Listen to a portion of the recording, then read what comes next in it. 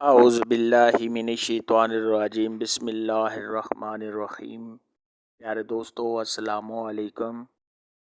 میری آج کی ویڈیو ہے خواب کے اندر دال ماش دیکھنا یا کھانا کیسا ہے۔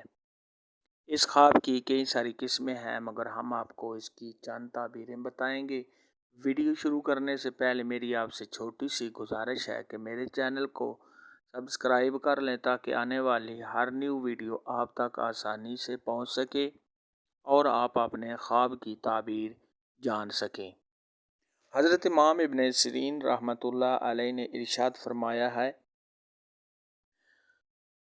اگر کوئی شخص خواب میں دیکھے کہ اس کے گھر میں ماش ہیں اور لوگوں میں تقسیم کر رہا ہے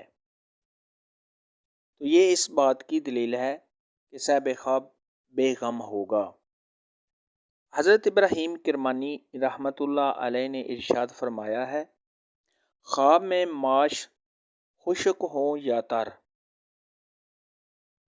یا خام یا پختہ دیکھنا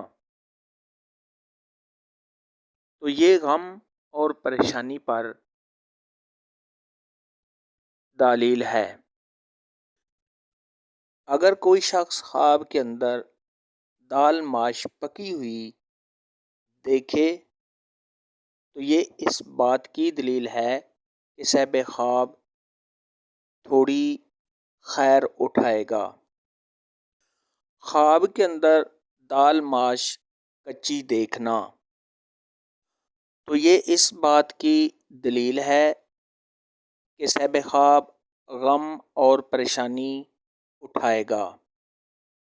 اور اگر کوئی شخص خواب کے اندر دیکھے کہ اس کے گھر میں ماش کی دال ہے اور وہ لوگوں میں تقسیم کر رہا ہے تو یہ اس بات کی دلیل ہے لوگ اس کے غم بانٹیں گے اور صاحب خواب اپنے غم لوگوں کو دے گا اور صاحب خواب خود بے غم ہوگا۔ خواب کے اندر دال ماش کا ڈھیر دیکھنا، صاحب خواب جس قدر دال ماش دیکھے گا اسی قدر غم اور پریشانی میں مبتلا ہوگا۔ اگر کوئی شخص خواب کے اندر دیکھے کہ اس نے کسی سے دال ماش لی ہے تو یہ اس بات کی دلیل ہے کہ صاحب خواب جس سے دال ماش لے گا اس سے غم اور پریشانی اٹھائے گا اور ایسا شخص اس کو کوئی نقصان پہنچائے گا۔ خواب کے اندر دال ماش بیچنا تو یہ اس بات کی دلیل ہے کہ صاحب خواب اپنے غم اور پریشانی سے نجات پائے گا اور اگر صاحب خواب بیمار ہے تو بیماری سے شفا پائے گا۔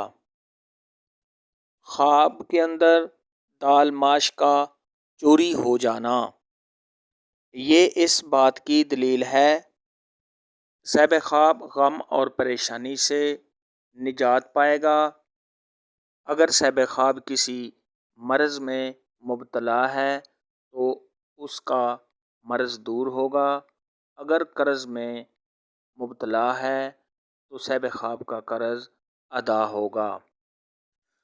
خواب کے اندر دال ماش گرانا یا اس کو ضائع کرنا یہ اس تو مرتبہ کے کم ہونے، کاروبار میں کمی ہونے، پریشان ہونے اور ذلیل و خوار ہونے کی نشانی ہے۔